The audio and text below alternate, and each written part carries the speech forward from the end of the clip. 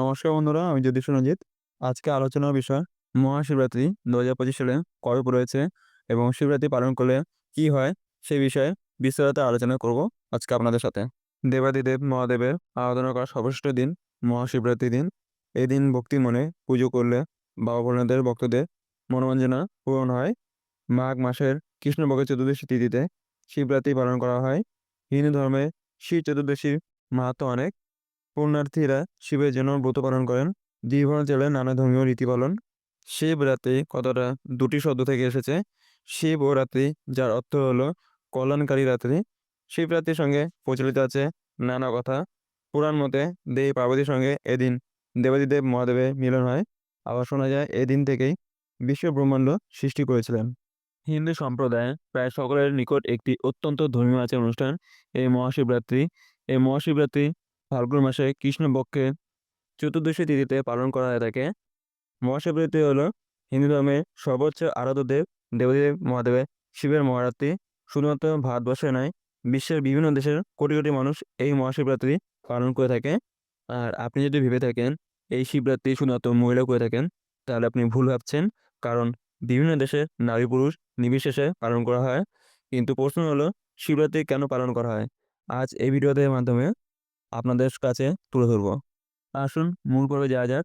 এই বছর ২০২৫ সালে কবে এবং কখন পড়েছে মহাশিবরাত্রির তিথি? এই মহাশিবরাত্রির তিথি থাকছে মূলত দুদিন, অর্থাৎ আগামী ২৬শে ফেব্রুয়ারি ১৩ই ফাল্গুন বুধবার এবং পরের দিন ২৭শে ফেব্রুয়ারি ১৪ই ফাল্গুন বৃহস্পতিবার। শিবরাত্রি মূলত পালন করা হয়। আর চতুর্দশী শুরু হচ্ছে ২৬শে ফেব্রুয়ারি ১৩ই ফাল্গুন সকাল ৯টা বেজে ৪২ মিনিট থেকে, যা থাকছে পরের দিন ২৭শে ফেব্রুয়ারি ১৪ই ফাল্গুন সকাল ৮টা বেজে ৩১ মিনিট পর্যন্ত। এই কারণে এই বছরে শিবরাত্রি বুধবার এবং বৃহস্পতিবার মূলত এই দুদিনে ধরা হচ্ছে। তবে শিবরাত্রির যে প্রধান পূজা, যাকে আমরা নিশীথ পূজা বলে থাকি, তা মূলত রাত্রিকালে সম্পূর্ণ হয়। তাই এই বছরে মহাশিবরাত্রির তিথি হলো আগামী ২৬শে ফেব্রুয়ারি ১৩ই ফাল্গুন বুধবার দিন। মহাশিবরাত্রি পালন করতে চান, বাবার পুজো করতে চান, তাহলে বুধবার দিনটি এই বছরের জন্য আদর্শ দিন। বুধবার সন্ধ্যা ৬টা বেজে ১৯ মিনিট থেকে মহাদেবের প্রথম পৌর পূজা শুরু করা যাবে এবং মহাশিবরাত্রির যে প্রধান পূজা থাকে, যাকে নিষিদ্ধ পূজা বলা হয়, তা সম্পন্ন করতে হবে বুধবার রাত্রি ১২টা বেজে ১৯ মিনিট থেকে ১২টা বেজে ৫৯ মিনিট পর্যন্ত। যদিও এই সময় বৃহস্পতিবার পড়ে গেছে, কারণ ইংরেজি ক্যালেন্ডার অনুযায়ী রাত্রি ১২টার পর থেকে পরের দিন শুরু হয়। আর বাংলা তথা হিন্দু পঞ্চাঙ্গ অনুসারে দিন শুরু হয় সূর্য উদয়ের পর থেকে। তা এই সময়কালটি হিন্দু পঞ্চাঙ্গ এবং বাংলা পঞ্জিকা অনুসারে বুধবার দিনে পড়েছে। আশা করি বিষয়টি পরিষ্কার বুঝতে পেরেছেন। তাই শিবরাত্রি যদি আপনারা পালন করতে চান, তাহলে বুধবারে সম্পূর্ণ করুন এবং বুধবার উপবাস রাখুন।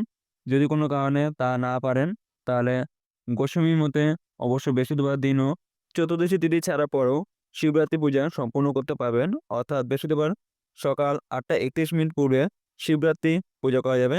বিষয়টি আপনার উপর নির্ভর করবে আপনি কোন সময় পূজা করবেন।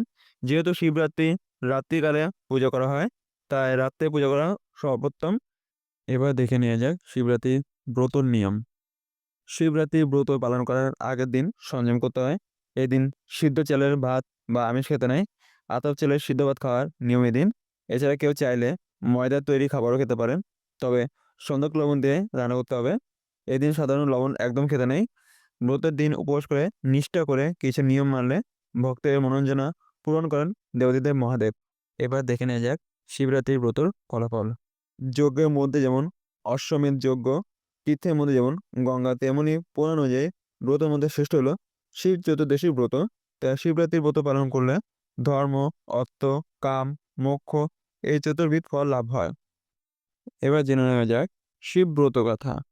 একদা সর্বগুণযুক্ত বারাণসীপুরীতে ভয়ঙ্কর এক ব্যাধ বাস করত। বেঁটে খাটো ছিল তার চেহারা, আর তার গায়ের রং ছিল কালো। চোখ আর চুলের রং ছিল কটা। নিষ্ঠুর ছিল তার আচরণ। হাত, জাল, দড়ি ফাঁস এবং প্রাণী হত্যা নানা রকম হাতিয়ারে পরিপূর্ণ ছিল তার বাড়ি। একদিন সে বনে গিয়ে অনেক পশু হত্যা করলো। তারপর নিহত পশুদের মাংস নিয়ে নিজের বাড়ির দিকে রওনা হলো। পথে শান্ত হয়ে সে বনের মধ্যে বিশ্রামের জন্য একটি বৃক্ষমূলে শয়ন করলে এবং একটু পরে নিদ্রিত হলো। সূর্য অস্ত গেল, এলো ভয়ঙ্কর রাত্রি। ব্যাধ জেগে উঠল। ঘোর অন্ধকারে কোনো কিছুই কারোর দৃষ্টিগোচর হলো না। অন্ধকারে হাতে হাতে সে একটি শ্রীফল বৃক্ষ অর্থাৎ বিল্ব বৃক্ষ পেল। সেই বিল্ব বৃক্ষে সে লতা দিয়ে তার মাংসবাল বেঁধে রাখলো। বৃক্ষতলে হিংস্র জন্তুর ভয় আছে এই ভেবে সে নিজেও ওই বিল্ব বৃক্ষে উঠে পড়ল। শীতে ও ক্ষুধায় তার শরীর কাঁপতে লাগলো। এভাবে সে শিশিরে ভিজেই জেগে কাটালো সারা রাত। দুর্ভাগ্যবশত সে বিল্ব বৃক্ষের মূলে ছিল শিবের একটি প্রতীক। তিথিটি ছিল শ্রী চতুর্দশী। আর বেদও সে রাতে কাটিয়েছিল উপবাসে। তার শরীর থেকে শিবলিঙ্গের ওপর হিম বা শিশির ঝরে পড়েছিল। তার শরীরে ঝাঁকুনি বিল্বপত্র পড়েছিল শিবলিঙ্গের উপর। এভাবে উপবাসে বিল্বপত্র প্রদানে এবং শীষের স্থানে নিজেই অজান্তে বেদ শিবরাত্রি ব্রত করে ফেলল। তিথি মাহাতে কেবল বিল্বপত্রে যে শিবলিঙ্গের প্রীতি হয়েছিল, স্নান পূজা বা নৈবেদ্য দিয়েও সে প্রীতি সম্ভব নয়। তিথি মাহাতে বেদ মহাপুণ্য লাভ করেছিল। পরের দিন উজ্জ্বল প্রভাতে বেদ নিজের বাড়িতে চলে গেল। কালক্রমে বেদের আয়ু শেষ হলো। যমদূত তার আত্মাকে নিতে এসে তাকে যথারীতি যমবাসে বেঁধে ফেলতে উদ্যত হলো। অন্যদিকে মহাদেবের প্রেরিত দূত বেদকে শিবলোকে নিয়ে এলো।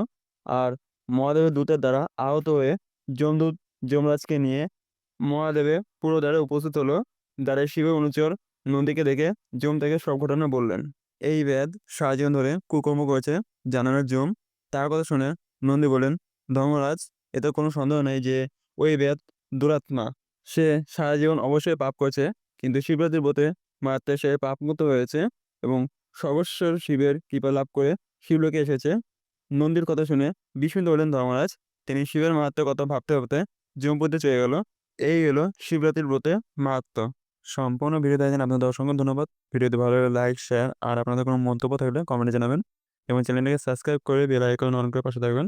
আজকে আমার ভিডিও এখানে শেষ। দেখা হবে পরের ভিডিওতে।